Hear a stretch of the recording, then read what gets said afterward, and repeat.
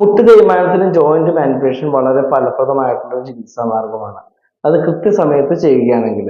മുട്ട് തേയ്മാനത്തിനുള്ള joint manipulation ചികിത്സയിലൂടെ ലഭിക്കുന്ന സന്ധികളുടെ അയവ് എങ്ങനെ നിലനിർത്താം? ജോയിന്റ് മാനിപ്പുലേഷൻ ചികിത്സയ്ക്ക് ശേഷം ലഭിക്കുന്ന സന്ധികളുടെ അയവ് നിലനിർത്തുന്നതിനായിട്ട് രോഗി നിർദ്ദേശിക്കുന്ന തോതിൽ, നിർദ്ദേശിക്കുന്ന രീതിയിൽ കൃത്യമായിട്ട് വ്യായാമങ്ങൾ ചെയ്യേണ്ടത് വളരെ ഇമ്പോർട്ടൻ്റ് ആണ്.